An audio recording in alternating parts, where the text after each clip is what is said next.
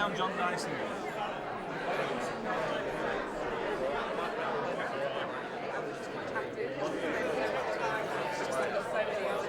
Yeah. What about making films or programs or something?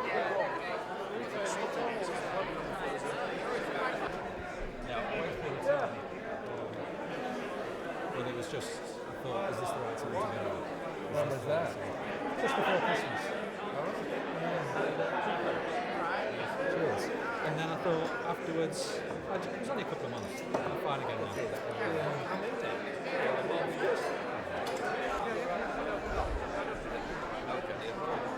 We're just talking about babysitters actually. Babysitting, yeah. Looking after all our babies. Martin needs looking after when his wife goes out, you see. So, My nappies I've changing. offered to come and look after him when his wife goes out. Or the wife when I go out. The basics of it. The basics are a bit of the same. Basics are the same. A bit of the same, yeah. Whereabouts is the new press studio though? Because I haven't. Is it still on the? It's on the left. Yes. Did you play at Judy's wedding? Yes, we did. Yes, we did. Usually at the lunchtime when it was driven, and I did that. yourself. Yeah, this you do yourself. You actually play them in yourself. Here. Yes. No, I didn't do that. Right. No, that's far more complicated. Or is it easier than being? They run the pictures on a word queue.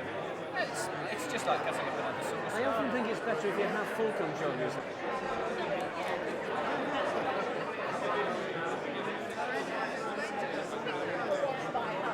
I don't know anybody who wants to go to the No, well, I'll do that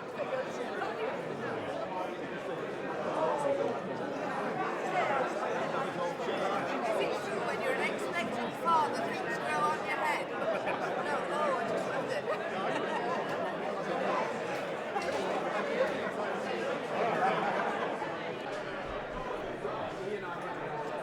Hello. That's very bright, John. Have you met Paula? It's really difficult when people don't answer back. And you've got someone who's nodding at you all the time. This is Ian Bailey on sound. He's not looking. It's John Fingers Dyson on camera.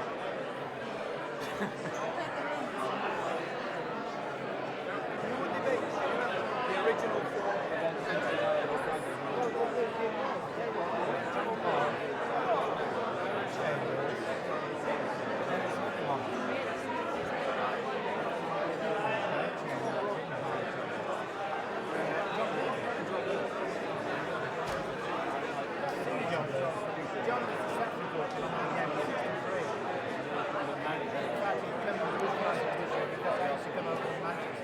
and do pieces with him because there was a big outbreak of smallpox in Bradford.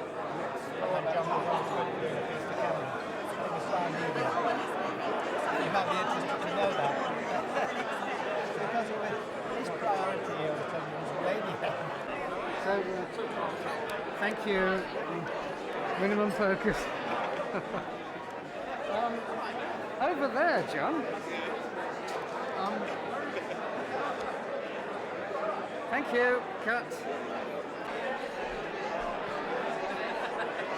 Great job. That's a good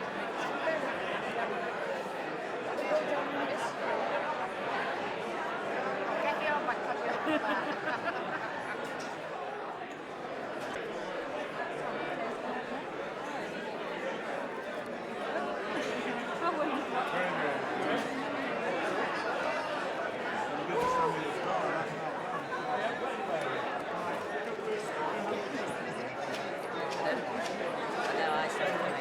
We'll be on TV.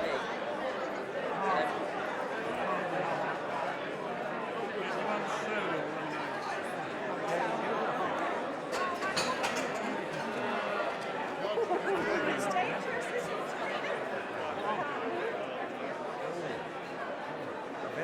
Cheers. Very good health.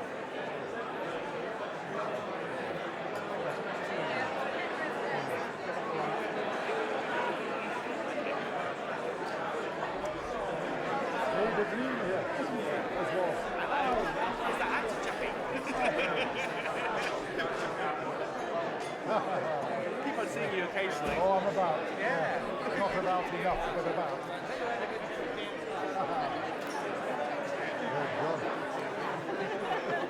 Hang on, not allowed here. Go on, get on. Brian, I was telling somebody the other day about that night when you turned around and told me all. I can't see a thing. Are you expecting me to say something like only 4 more days to go and then bye-bye BBC? It's great to see all these people here. Hello, Jake. Don't give him any more publicity than he already needs. And don't forget, words are flexible, pictures aren't.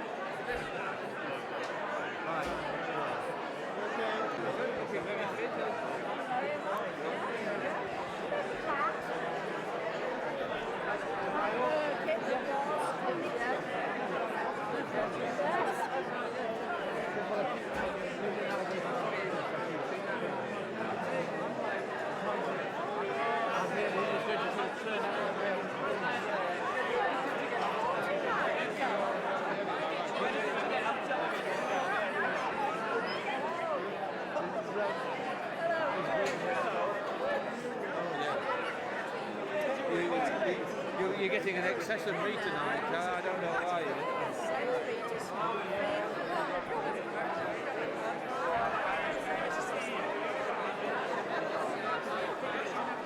You've got to come to me because I'm one of the few faces that are actually known here.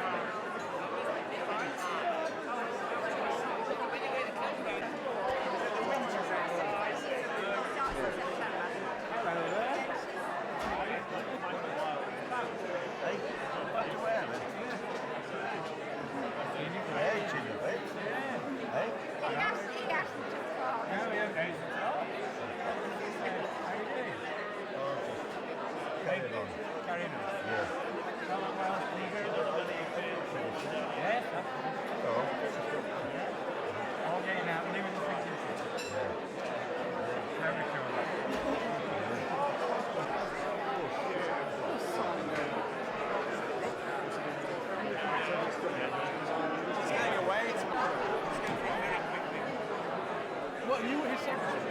No, but I did application form. When I worked for John Shearer, they brought me the form. Never look at the camera, they won't use it. Because I heard of his reputation from Bristol, because he was in Bristol for a long time. I haven't met him at all until I hadn't met him at all. He'd sort of like been a different sense of driving. I knew him in the conversation. And I've heard that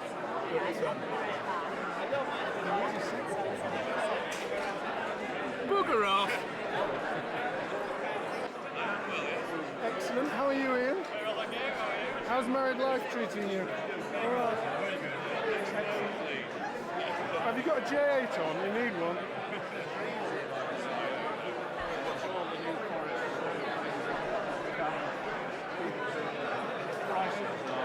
Particularly the way that house prices have dipped. To make a money over there, you know, like they still got in that and to sell my house and go over there, you have to really go down market and live in 2 up, 2 down something. You don't fancy coming anymore? Yes, I don't mind. I like Bombed on the head by Ian Bailey. Where are you now? Are you working? I'm in Swindon now. Working at Plessy.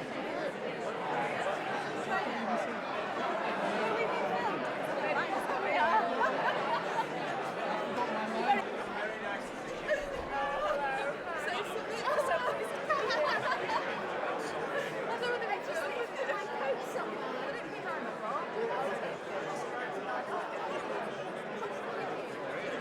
To skip off to the ages together. I said tonight will be the mother of all whinges, don't you think? Possibly, at some stage. It has that potential to be. You and the camera do. I'm glad to see you're a 2-man crew still, anyway. Well, What's as good as sounding One of the few that's flat thanks to the BBC management. Get rid of this sounding gunners. He thinks he's got a future in broadcasting. I've had a word with Mark Byford, so you're all right. No.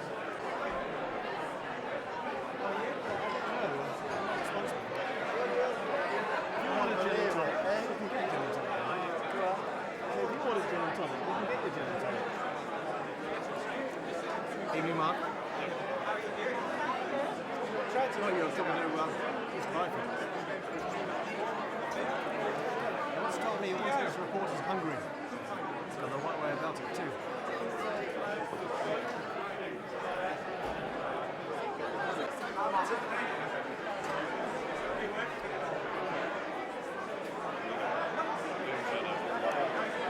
That's enough, John. Cut your shot.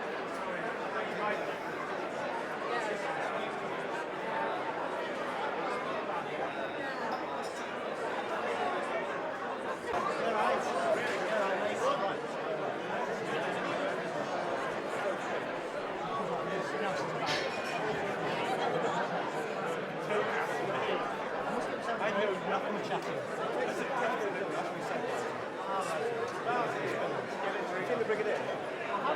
I've only just this minute arrived.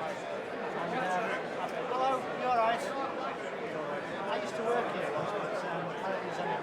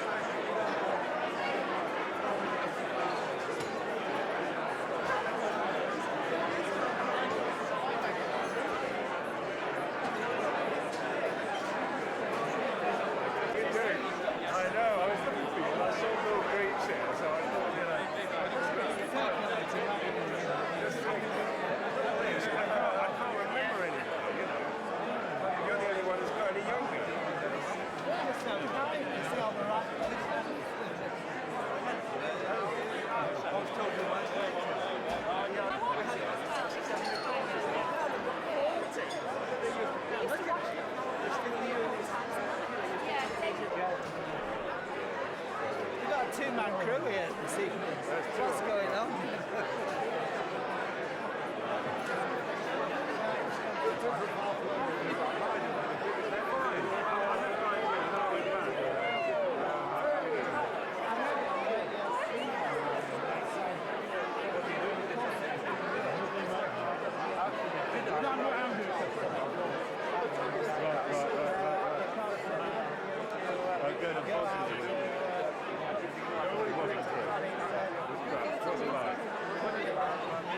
It wasn't true. I was going to go to Africa with Naomi Campbell.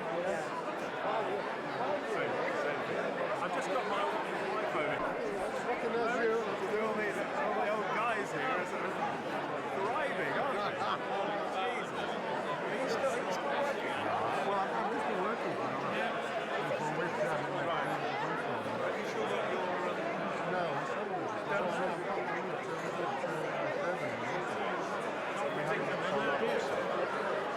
No, it's just... oh, right. So we feel that's a part of our life that's gone. This will be my life as everything else. Still, you have to do it.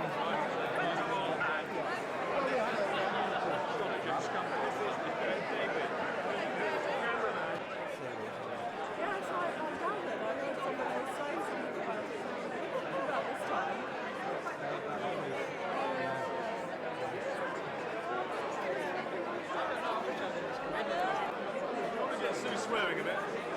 Sue, what's the meeting we had with your children? Very well behaved, I hear. What are you saying about Andy's temperament? No, that wasn't his temperament, that was the size of his Oh!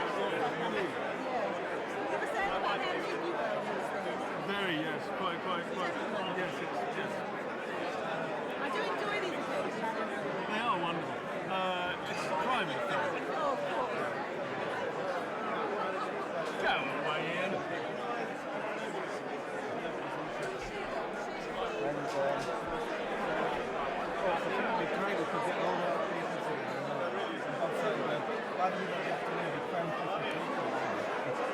It's typical sport. So I'm pleased to be still doing well as well. Because it deserves it, it really does. So Lucy, you've got really now.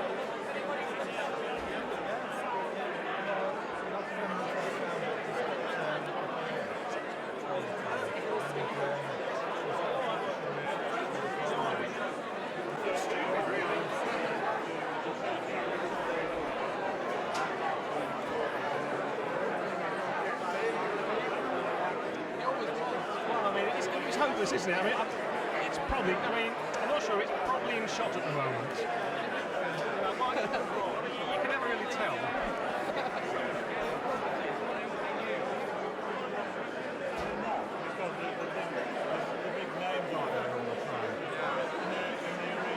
The arena's fantastic, isn't it? Fantastic.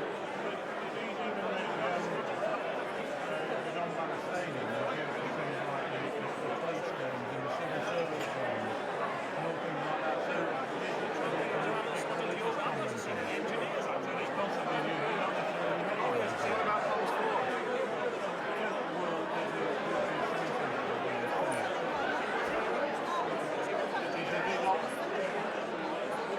There's a big Optrex event there this weekend. So it's going well.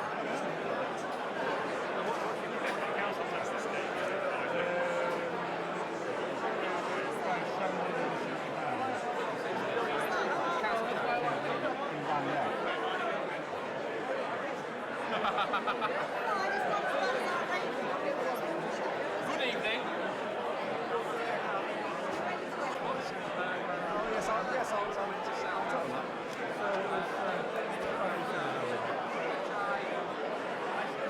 Yurt's arrived. Last time I heard of him, it was watching some stakeout in Texas. It's from one bunch of mad Christians to another bunch. Yeah. Serious Russell. What's you again? Good evening, man. Don't waste tape on this.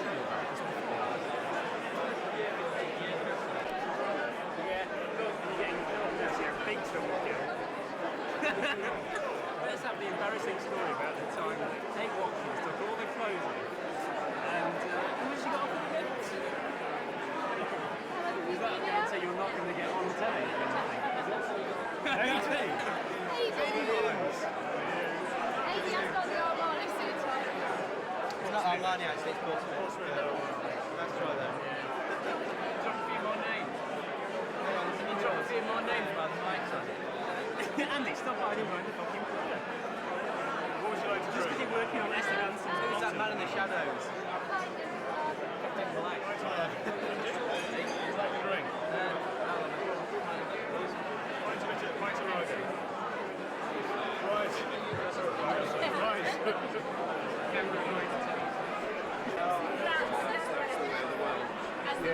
gets going again. I don't really know. I was one of the first reporters in Leeds 25 years ago. Yeah. But you'd be at school then, wouldn't you? Yeah. Thank you. That's very kind of you. You would be, I think.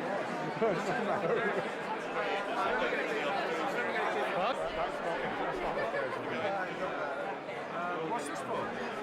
What? It's called Northern. Oh, this is not. Well, was it 25 years ago? There were 5 reporters, and I was one of them. I think I started at North in a rowing boat in floods in York. I think there's some pictures of it upstairs. Oh, there's some pictures left of that. As the passing years, you go grey, you put on weight, everything falls off.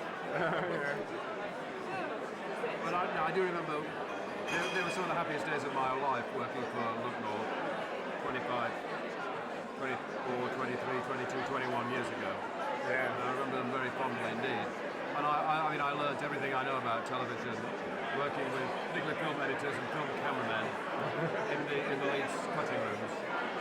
Oh, yes. I mean, it's what you learn in your very earliest days stays with you for the rest of your life in broadcasting.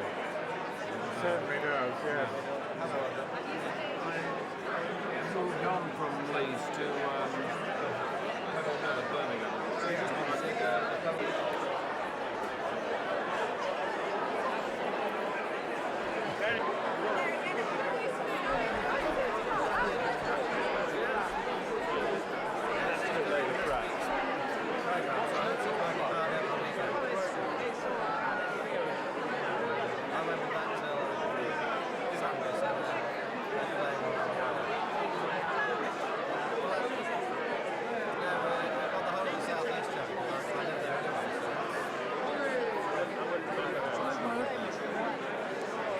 did. She did a great job. Absolutely a great job. I've seen them. I've seen them.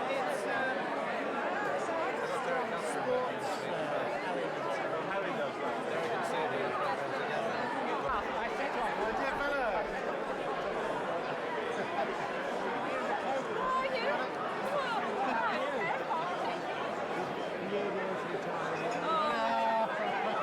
Oh, in the Golden Square, mate. The old top container, no problem.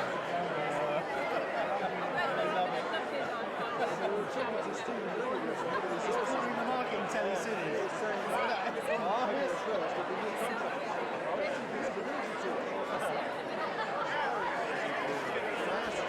What are your chats on camera here? Is that recognised?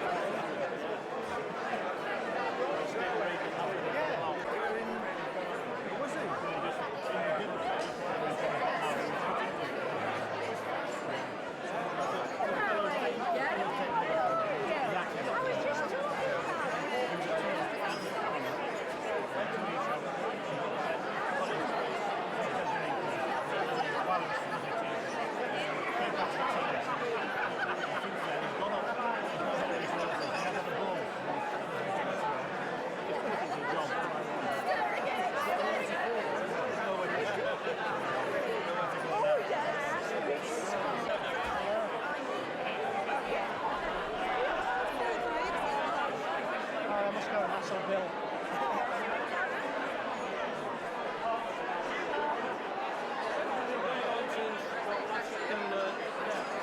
Goes on until the end of May.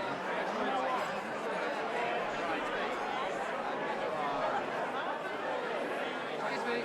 Hi, Right, international.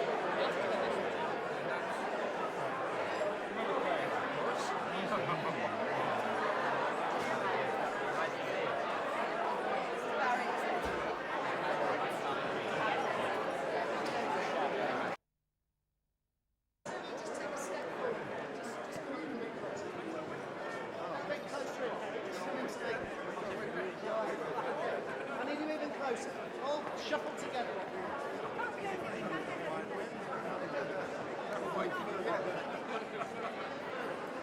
No, all this way. Bear with me. Right, sorry about that. All this way, big smiles. There we go. Lovely, this way. There we go.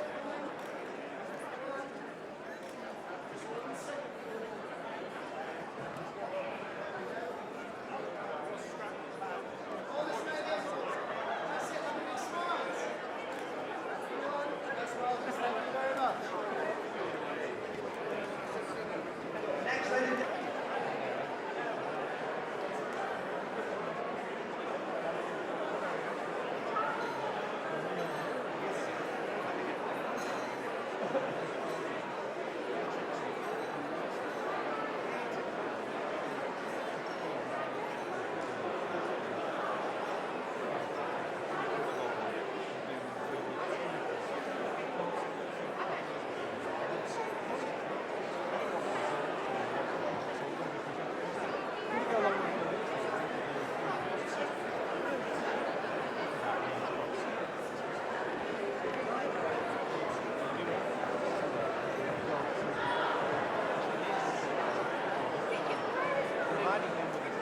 Ladies and gentlemen, could we have your attention, please, for just a few moments, because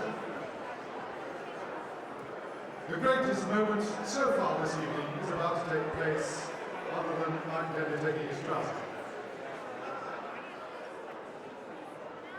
We proudly present tonight the Queen's Hotel proudly presents the Look North Oscars. Here to introduce them to you is none other than the man himself, Mr. Mike Denby.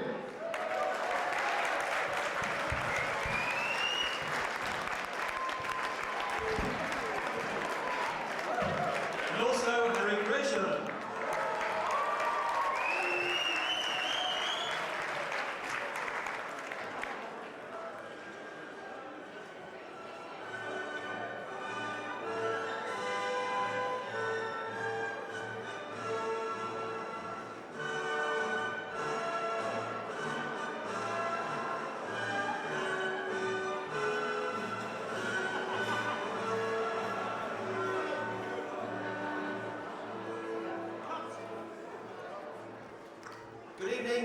ladies and gentlemen, you've heard of the Oscars, the BAFTAs even perhaps, now the most prestigious of them all, the Lookies.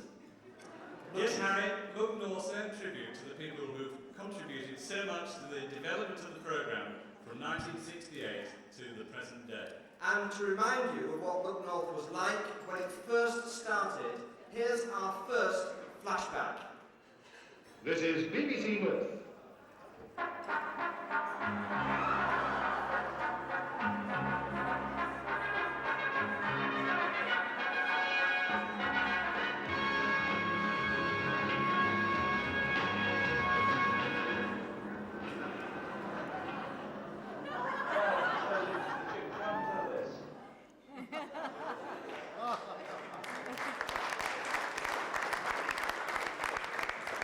So then, ladies and gentlemen, to our first Lookie Award. And to present this award, will you please welcome on stage one of Look North's first presenters, David Seymour.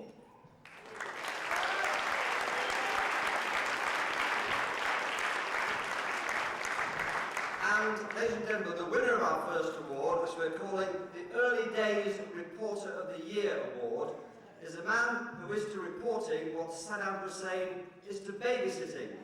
David Haig.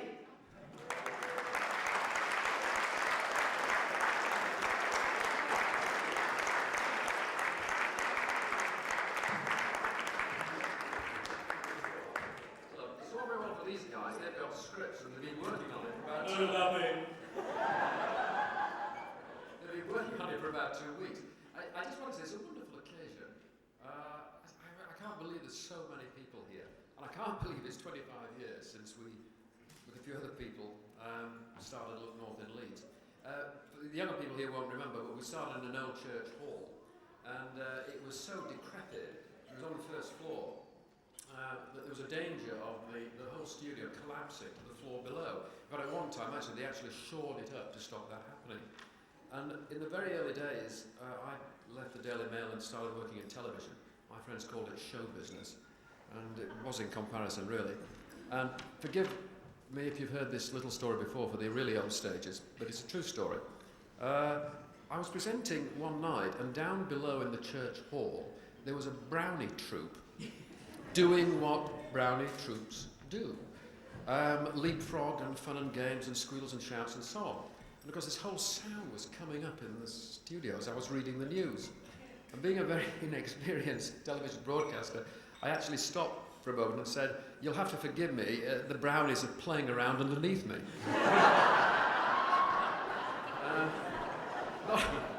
Not for the first time, Bill Greaves nearly sacked me. The studio floor, actually, it sloped. And to stop the cameras falling over, they actually put bricks under the cameras. And I remember once, being such a riveting broadcaster, I was talking to the camera, and the whole camera started to, go down before me. What I didn't know was, actually, it was the technical operator who'd fallen asleep behind the camera. Shows how riveting we were. Anyway, enough of this. It's lovely to see you, and I will now present this Oscar to David Haig.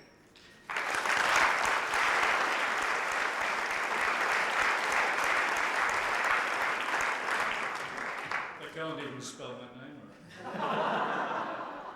Thank you, David. It's absolutely true, and it's amazing. Coming back here tonight, I thought everybody I knew on Look North in those days in '68 was either dead or fled the country, And here we are. There's young Seymour and myself and young Hogg, who we'll be seeing more of later. It's lovely to be back. I've been down in the south for some years now doing missionary work with not a great deal of success, but I'm going to move back here and be amongst real people shortly.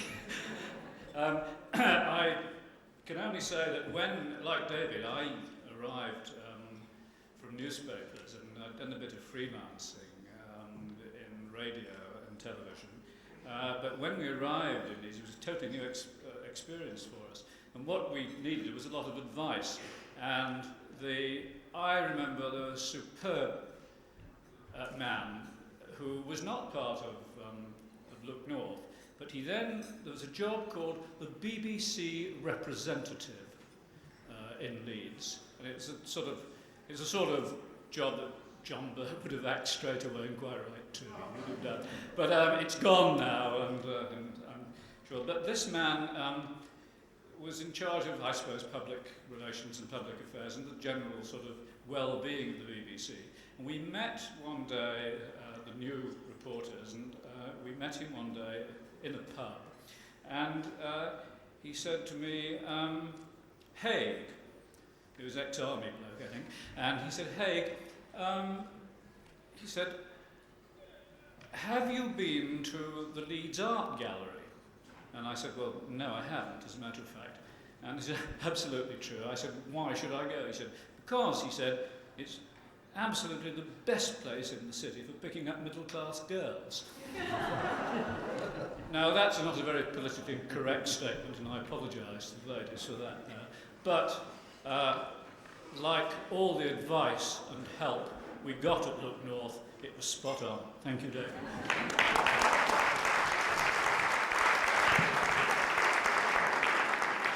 Thank you, the two Davids. We thought we would allow 30 seconds per speech. And so to our next award, the Early Working on Press Award, and to present it, please welcome Shirley Jones, formerly Shirley Taylor.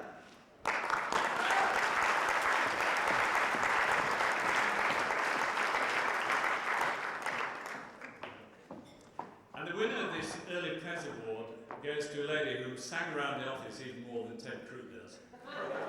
Her career sadly didn't last long, which is more than can be said of Ted. But please will you welcome Rita Morris.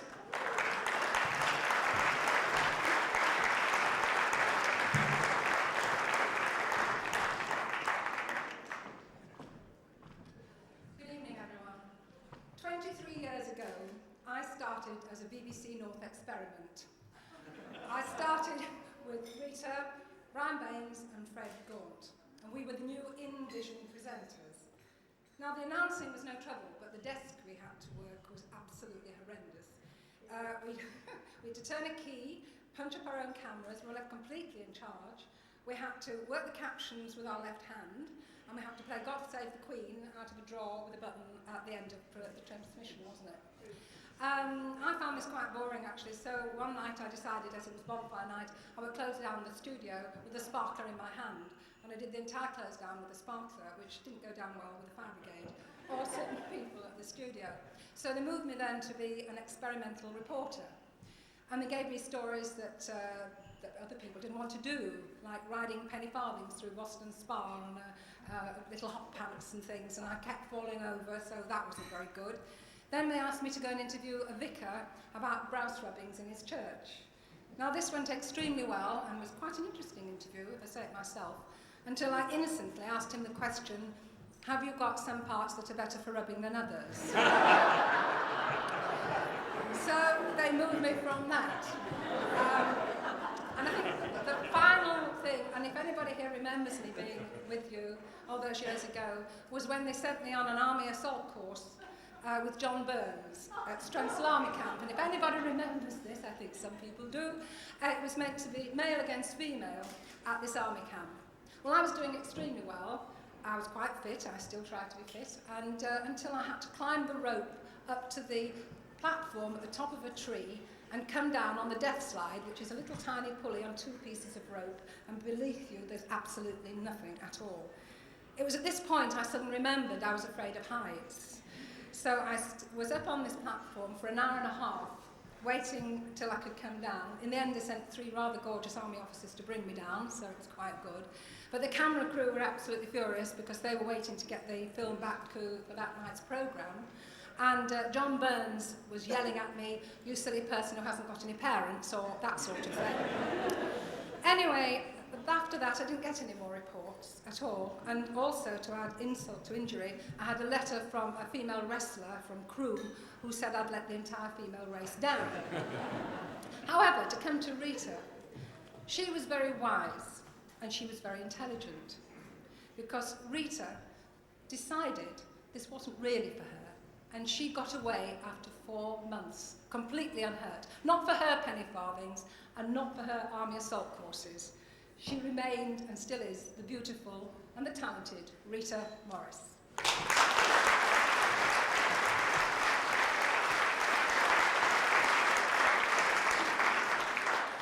Thank you very much, Shirley.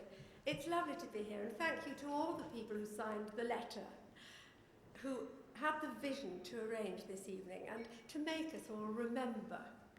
I have never actually been given an Oscar before, not surprisingly, but I do know that on these occasions one is allowed to thank all the people who made it possible.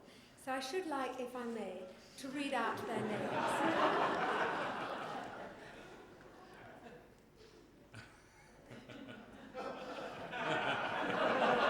Thank you.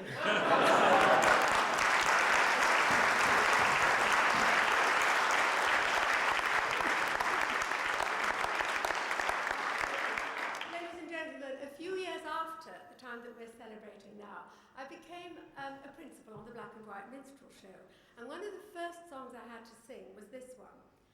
If there's a wrong way to do it, a right way to screw it up, nobody does it like me. And you know, I really did love being a presenter and an interviewer and a newscaster, but I wasn't a scientist. And all this do-it-yourself technology really was too much for me. And the crunch came when one night I really had been wonderful. I'd been opting in and out of the network as smoothly as Torval and Dean. And I was just thinking, as close down came round, I think I'm rather enjoying this job. So I said, good night, and pressed and cut to the moving clock.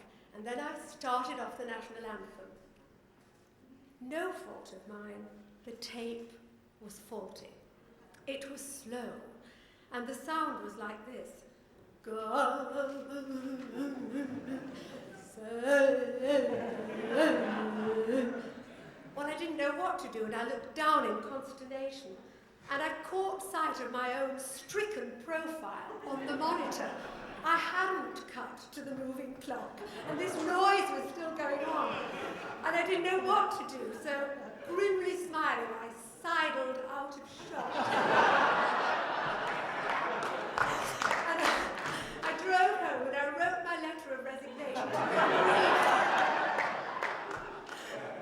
You know, every night when I came into those awful studios, I used to say to myself, once more into the breach. So I think it seems appropriate that tonight, we happy few, are back together again. Thank you very much indeed.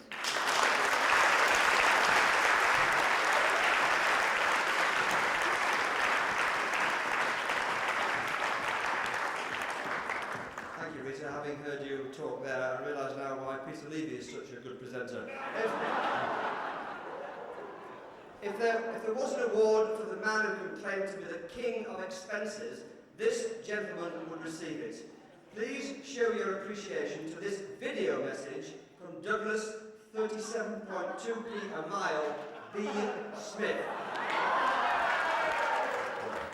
As you can imagine, I'm really cross that I'm not with you tonight. I would very much like to have been part of the celebrations for the anniversary of Look North. I think it's great that it's being arranged, and I congratulate all the people who made it possible. I'd just love to have been back with my old friends, meeting people that I haven't seen for many years. I suppose, as a founder member of Look North, we'd all been, those of us who were founder members, chatting and reminiscing of those old days in the church hall, and certainly there was an atmosphere there among that small team that any of us who were there will never forget, and we all remember it with considerable affection. Not that the later years weren't also without their interest and challenge, and certainly I'm very pleased I was part of it. Anyway, I wish you all a very good evening and enjoy yourself. So I'll probably be sort of sunning myself on Bondi Beach at the moment, but I'll certainly be thinking of you.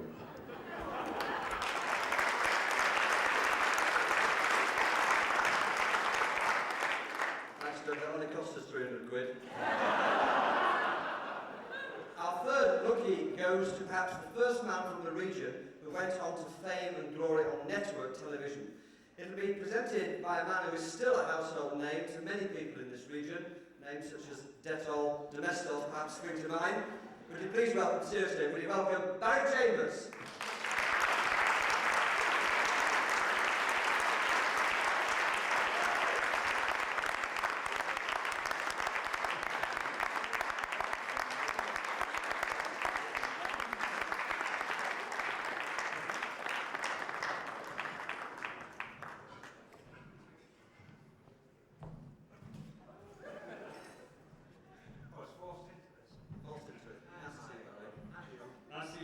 And the winner of the Lookie, the Early Fame and Glory Award, goes to Jim Hogg.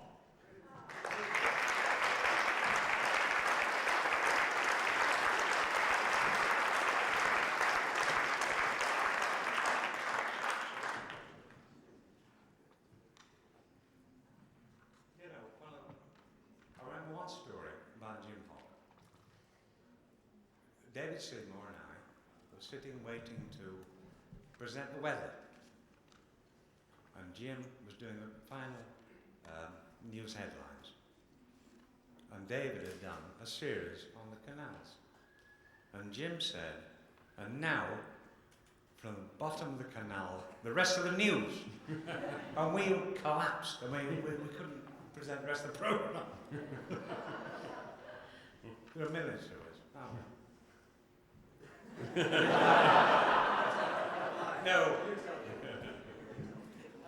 How many are we going to tell? We'll have more for the rest of the night. I mean, it's never an upset. I mean, to me tonight, it's quite amazing, isn't it? So emotive. I can't tell you. Aye, go on, tell me the story. It has become traditional for me on these occasions to tell the story of the Matchstick film. I better just fill in the details for those unfortunate people who do not know this story. Was Bill gone home? No, Bill's over there. He's been waiting for this all evening. Paul Berriff and I went out one Sunday and made 4 films. Is it still like that, Ted? Yeah. Fine. The last one, the very last story, was a man who'd made a matchstick model of St. Paul's Cathedral. Well, it was the worst film I ever made, certainly. It was probably the worst film ever put out on Look North, and may even have been the worst film ever made in the history of television. Anyway, at the end of a long day, Paul Berriff and I did our best with a man who could hardly speak and about 40 billion little bits of woody glued together. I've always had a theory that Bill Greaves had been building up for an explosion for several days. This story gave him the excuse he needed. He went volcanic. It was held up as the epitome of everything that's awful about regional magazine. A travesty of television. It was a travesty of television. Of course, I copped the blame. Have done ever since. But who sent me out on that story? I named the guilty man, Jim Graham. Needless to say, he has not had the courage to face the music tonight. He's fled to America. I wish to make it quite clear in accepting this award that I accept it on behalf of Jim Graham.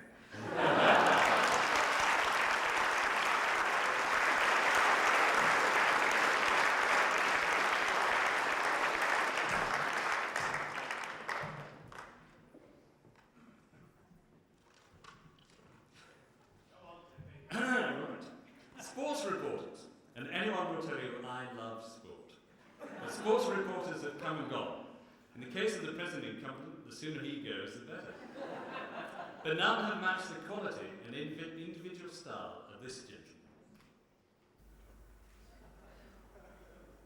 I think I should really start this report once upon a time, because that's how all good fairy tales begin.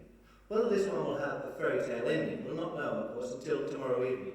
Certainly, only people who believe in fairy stories would suggest that Bradford City, Peterborough and Scunthorpe United, the last three 4th Division teams left in this year's competition, have any chance at all of lifting the cup.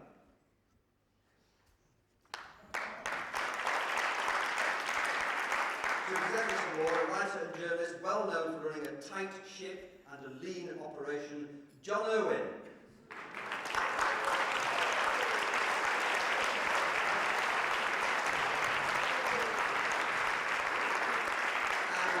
The Sports Award goes to the man who once said, so I'm told on Look North Saturday, well, that's all for tomorrow, we'll see you tonight. Clearly, a script written by Martin Noble after 3 o'clock in the afternoon. Ladies and gentlemen, David Jones.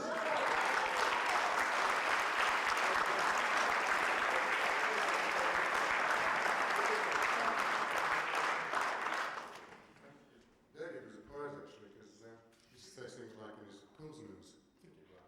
He also was a man of great vision, and he had this one thing he thought he'd achieve in his time at Look North on Sport.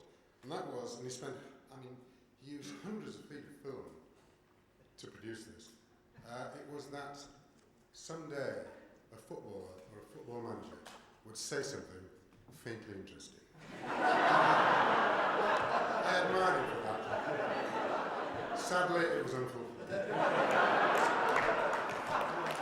Apart from that, he's a true gentleman and a great guy. Amen.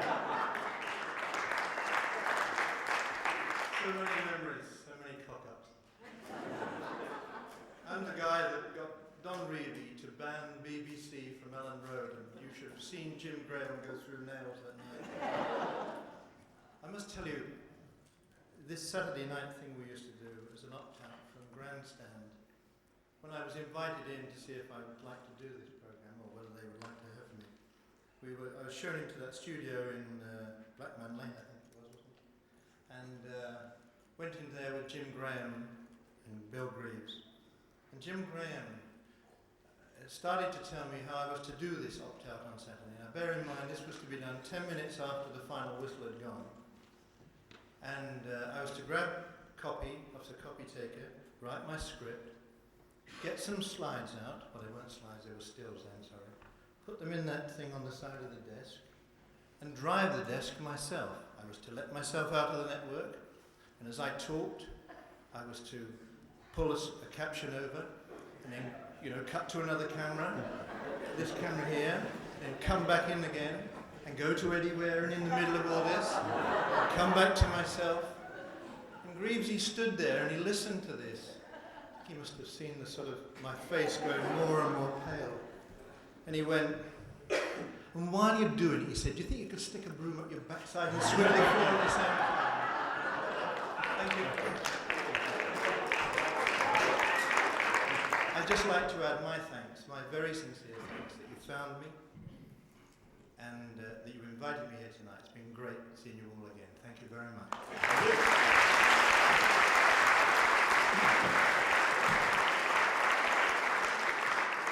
Of course, not everyone could be here tonight. And we're going to show a clip of a couple of presenters which might just jog your memory of days gone by. Could you hold on a second? Just getting some news from upstairs at the moment. We've got problems tonight. Right, if Michael can hear it. Can you hear us over there, Michael? Have to shout up, all the way across the channel. We throw the ball back to Michael in Paris.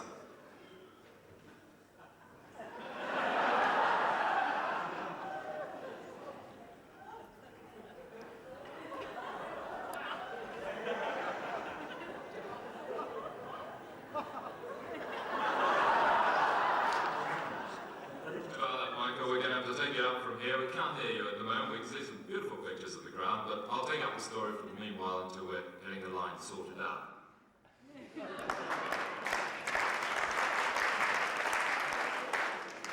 Someone else who can't be with us, but perhaps one of our more successful colleagues, has gone on to distinguished careers overseas. Joining us now, live by satellite from New Zealand, there might be one edit in it, 1/3 of the famous Beverly Sisters, producer Chris Wright. Enduring thoughts and memories from that period. I've put a little award session together here, so here we go. For the best manager, the man with the ever-open booze cabinet has to be Bill Griggs. But the most inventive T&D I've ever seen has to go to the one and only Doug Smith. £5 for the Selby Tollbridge duck. For the lady who kept us all awake on the end of Talk Back because she had a voice that went 7, 6, 5, 4, 3, 2, 1, on. Yes, Eileen, hope you're there tonight. Best floor manager, floor and manager. The man who managed to get the receptionist on the floor behind that filing cabinet, John Rooney. I'm sure you will be, I wish I could be there, but I guess I'm not going to be. Enjoy yourself.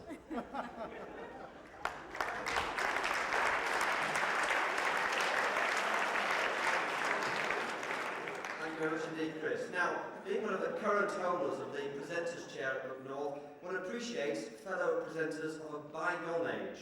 Ladies and gentlemen, another short video presentation showing one of the greats of Look North's past.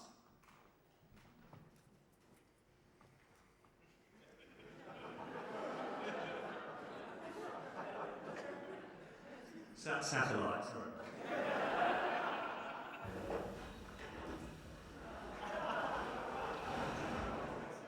What sort of place was Pune at the turn of the century? Looking today at society, Lady Bomanji, what is the one thing that you dislike about society today? Right. Lady Bomanji, you're now well into your 70s. Looking back on your life, what major change have you seen in society?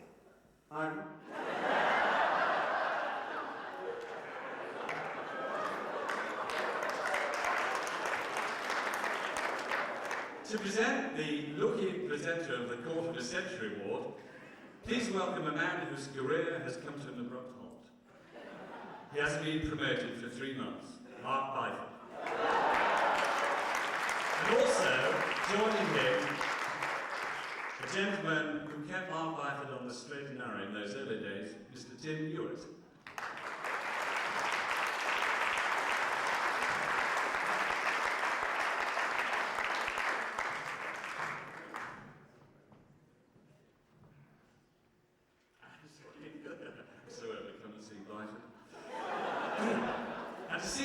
To receive the award, please offer the kind reception he's come to expect, Khalid Aziz.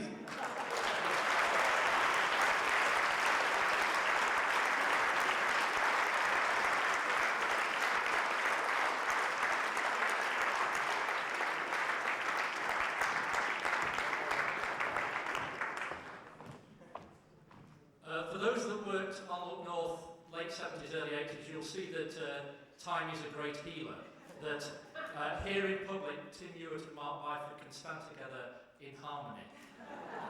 Tim only a few minutes ago reminded me that he's always believed in the maxim, always look after the young cub because you may need him years later.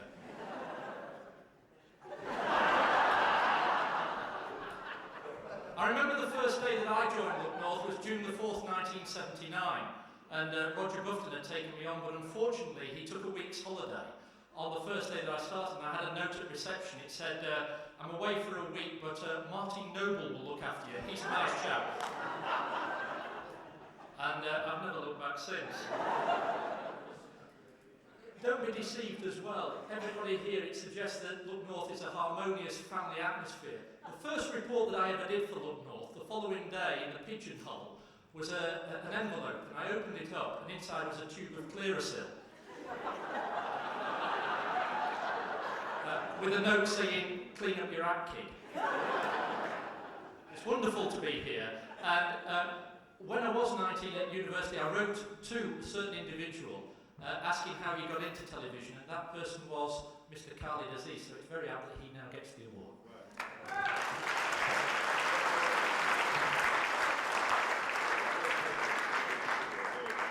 It must be a great privilege for you.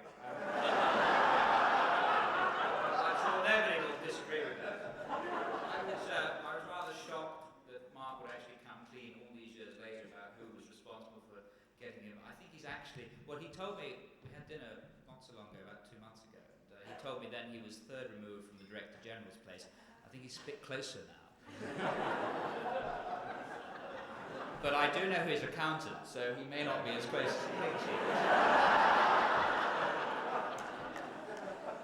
That little clip you saw there of Lady Bomonji was actually quite interesting, because I came up the day before just to make sure this was a real event and not something I had been spoofed up to come up for.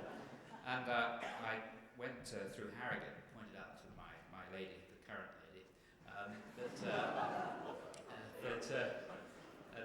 just up there is where the wonderful Lady Bomonji lives, or lived. She died. She's died, I think, about 5 years ago. And then, of course, we switched on the television last night, and of course we watched Look North, and we see this clip reminding me of another part of my life. You see, if you have ever worked for Roger Bufton, you'll know that he has huge judgment, a great deal of acumen when it comes to news values, and particularly he knows exactly how to match the reporter to the story. So we would have situations where the redoubtable Ken Cooper, I'm delighted to see here this evening, was sent off to do stories about the Salvation Army and the Temperance Movement. Mike Smart will be sent off to cover the Harrogate Fashion Fair.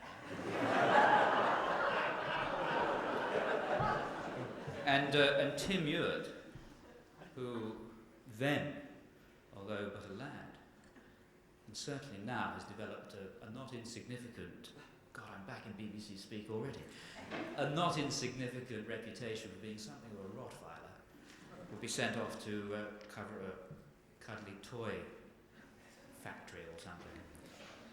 And it was along the same lines that I, as a fresh-faced, very young youth, was asked by Roger Bufton to go and take, as I was reminded last night, none other than Vivian Nicholson, the Spen lady, back to this place I'd never heard of and couldn't pronounce, Castleford I thought it was, soon put right.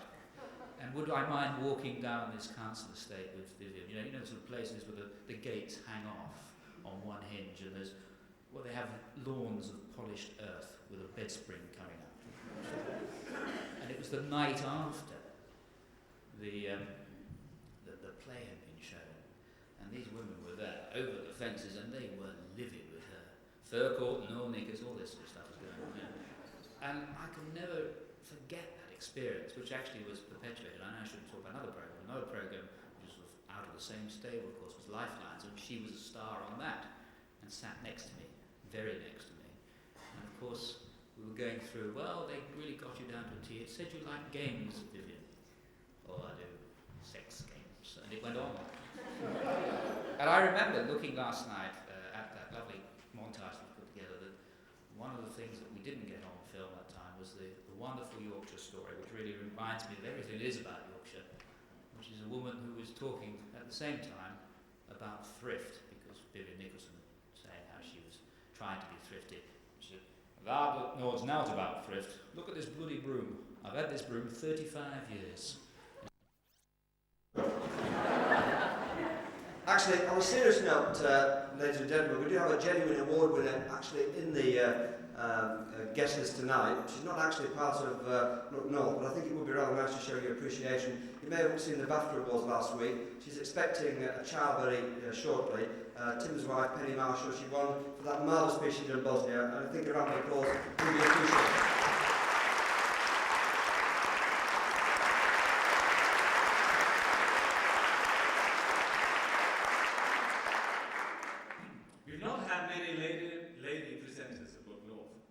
Those who have had though, some have made a lasting impression. But 80% of the miners are on strike, and around continues so as I established with this take effect. Also, the mining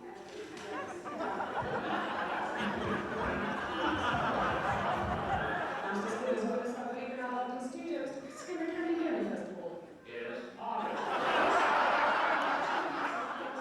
In power stations, now the cohort says at least 2 months. Now, why the discrepancy? Because I made a statement saying that there were some power stations with only 2 weeks supply, and that's because there were some other power stations with a greater amount of supply. Well, the point about even those where the power, where the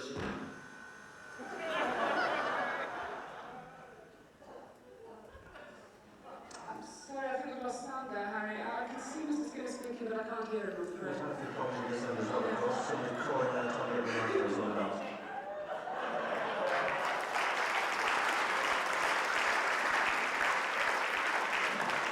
To present our special award to the lady who's contributed most to Look North over the years, I'd like to present the one and only Ken Cooper. And the winner of the Lady Presenter Award will be won unanimously by Judith Stamper.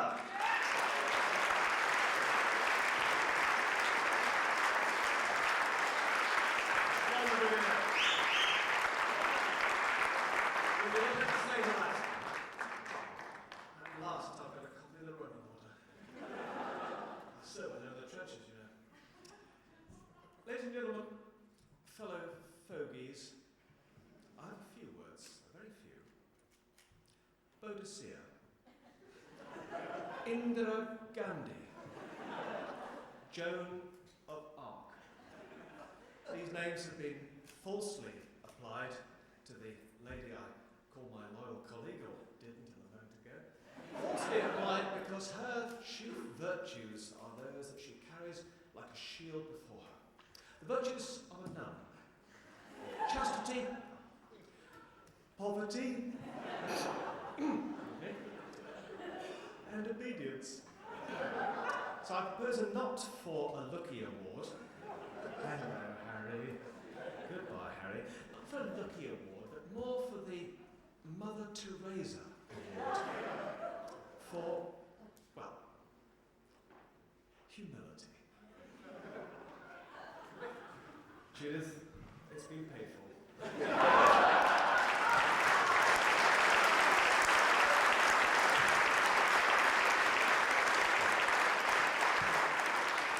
stopwatch is now running. Under 3 minutes, you'll lose out. Friends, colleagues, fellow journalists, and Ken Cooper. In my usual, humble, self-effacing way, the only thing I can say tonight is that that clip showed my entry for the Noel Edmonds Golden Egg Award, and I lost. And this makes up for it. Thank you.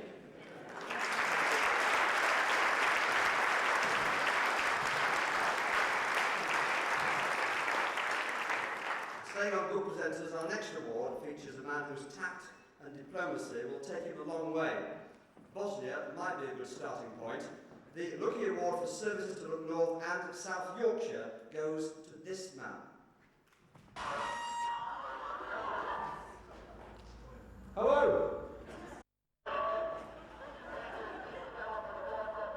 He knows about it, John. I'm waiting to do a live.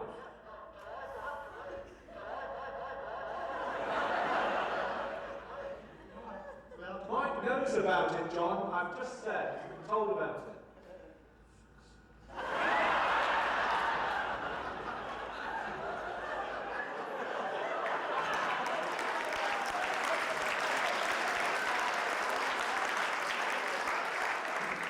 And to present the award, the other part of the now feared assistant news editor partnership, a partnership which makes Hitler and Mussolini look like nodding biggies. Please welcome, with grenades, John Williams. And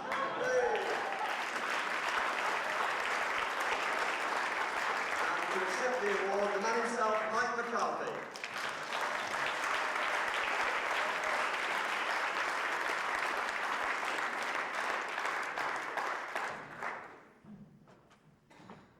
Now, I'm not sure which is Nadia or you big ears.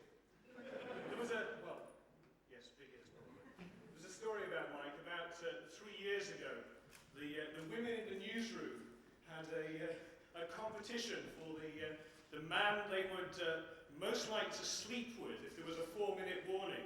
And of all the men in the newsroom, Mike got precisely no votes. I was really quite put out. It made it perfectly clear that he was quite put out.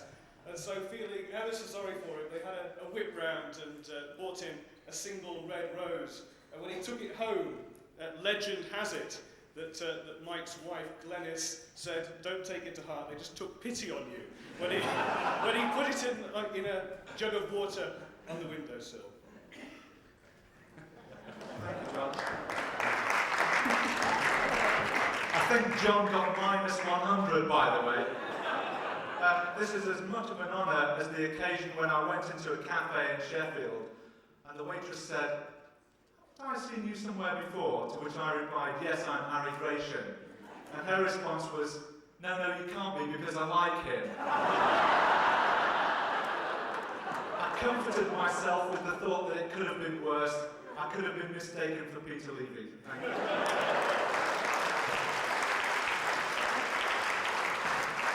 Only a joke, Peter, only a joke. It's a happy ship, isn't it? And so, to our next video clip, and the Prez 1993 award, and a quietly spoken young lady you might just recognise in this clip.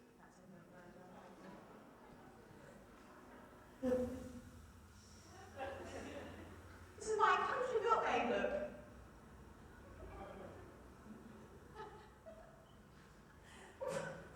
That wasn't very long, was it?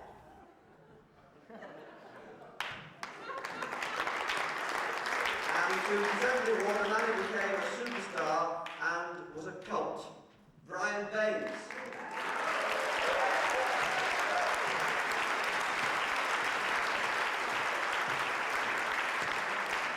And the winner of the Press 1993 award is Sue Wilkins.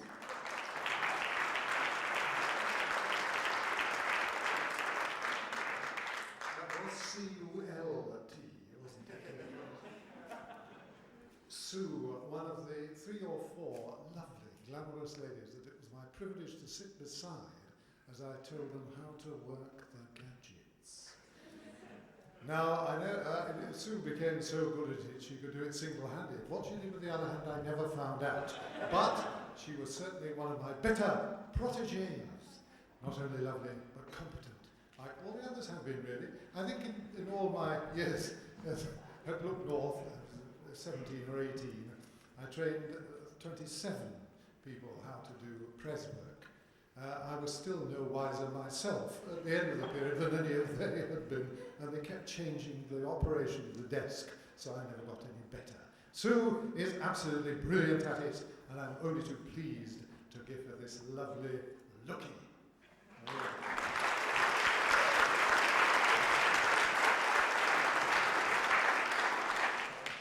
Well, first of all, can I just put John right again, as we always have to. The 4-minute warning had absolutely nothing to do with sleeping at all. It was far more intense than that. Brian Baines took me on my first newsreading experience. I was equally shocked by this horrendous desk.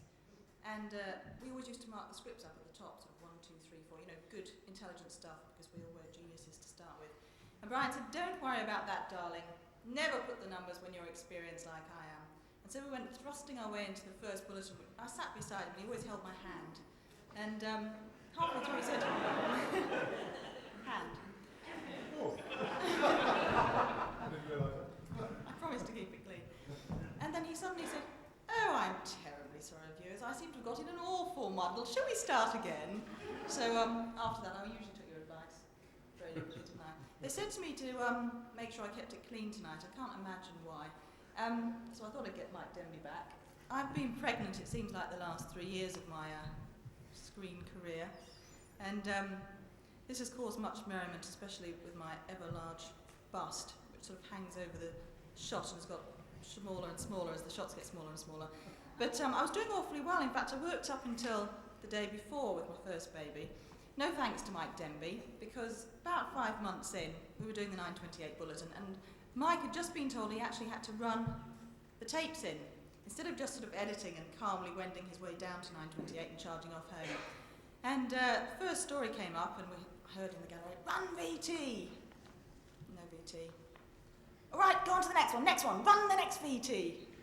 No next VT. He then went back to the first one, which we'd already missed. And then we went on to the third VT, by which time I think my hormones had finally packed in, and I started hyperventilating on air.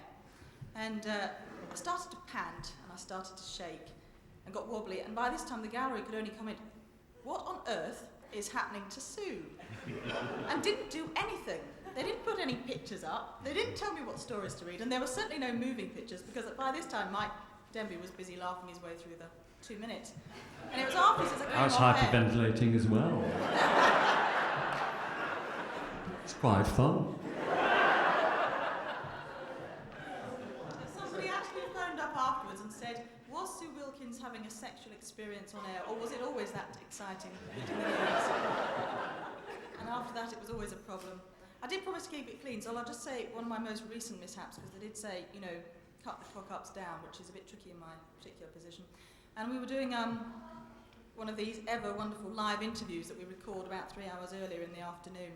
And we were waiting for the Bishop of Leeds about a very serious story, Catholicism. And we were waiting for him to arrive, and it was a really hot day, and it was very boring. We'd sat there for 15 minutes, and there was no sign of this bishop on the screen. And one thing Brian didn't teach me about was sort of discipline, and my mouth has never been terribly good at keeping shut. And I was talking to Della, the floor manager, and we were waffling away, and suddenly this really big fly came into the studio, and I emphasised the fact that it was a big fly. Because as I happened to mutter the words, "Good grief, he's a big bugger," the Bishop of Leeds came into shot and said, "I suppose I am really."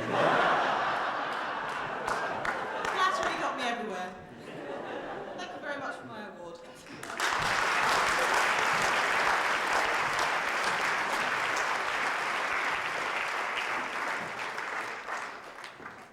We also have some more serious awards tonight as well. Long Service Awards.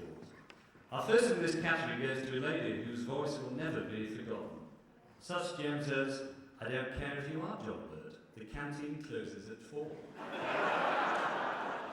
A clue? Well, to present the award, we'd like to ask a man whose ability to fill a soup bowl defied the law of gravity. Ladies and gentlemen, Martin, I'm so hungry, Housley.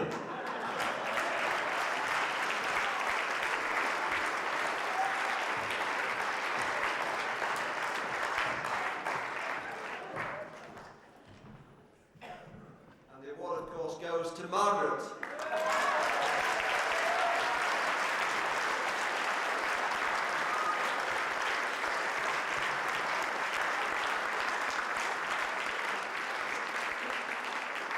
Just before I present this award to Margaret, I think listening to all the stories of years gone by, particularly in relation to typical BBC church halls, there are two stories that at least I must tell.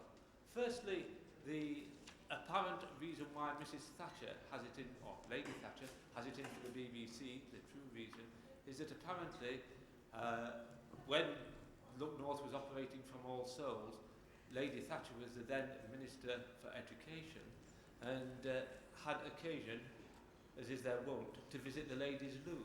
This particular evening it was raining and the ladies' toilet in All Souls had a nasty habit of letting water in from the top, and at the same time it rose from the ground level under her feet. So in order to go to the toilet, she was supplied with a pair of welly boots and an umbrella. And ever since, she has never forgiven the BBC. The other thing related to this award for Margaret is, I'm sure that Margaret will remember the other old church hall that we used when they closed the canteen in Leeds.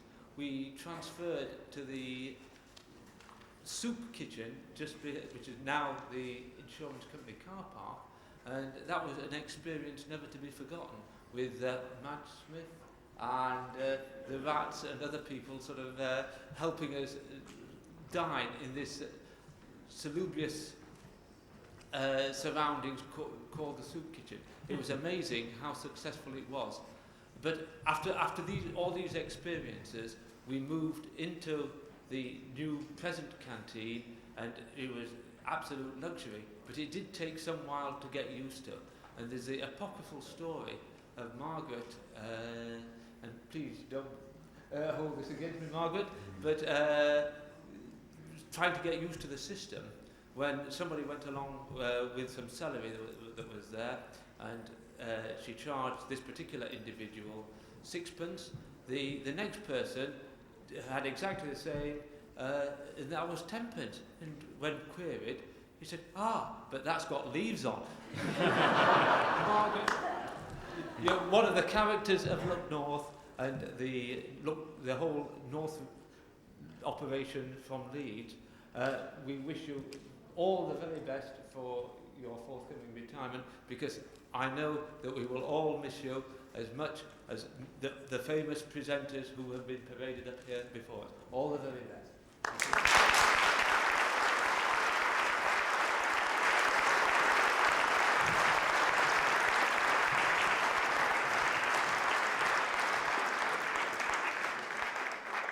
I'm sure you meant well. Our next award goes to those guardians of our money, or to be more precise, one guardian, to present the award for long service in the cash office. Please welcome Terry Greaves, and the winner is, of course, Joyce Turner.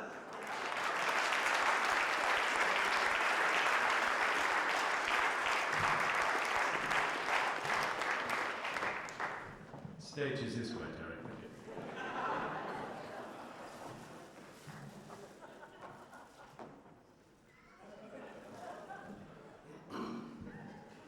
Like all the professionals that have preceded me, I need a script.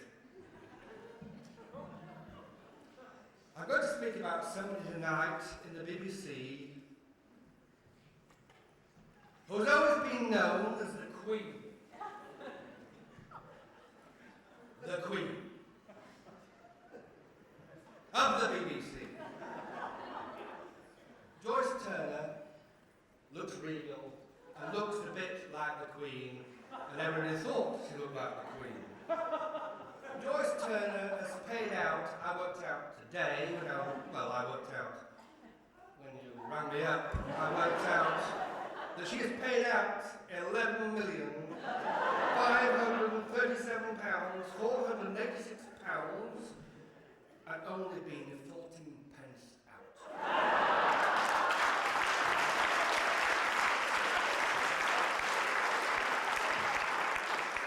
You see, Joyce balances, and those that know me, I have trouble balancing. And the other thing, I'll leave it very short. You see, Joyce always had a smile for everybody that's had a smile when they walked into her office. Thank you, Joyce, for what was for me was 4 years. Thank you for everything, and thank you for all you've done for all the people of that £11,537, £486. Keith Massey has a villa in Mystique. Dave Browley has a slightly villa. I know what we're nasty to people, and Doug Smith lives still in England. Thanks, Alex.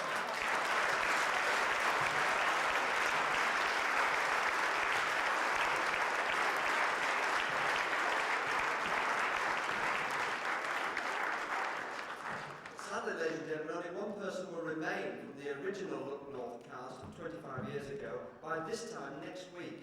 To present the next long service award, please welcome Mike Murray. And it's a privilege to present this award to someone who, in 25 years, has never lost her temper more than once in any given hour. Ladies and gentlemen, Brenda May.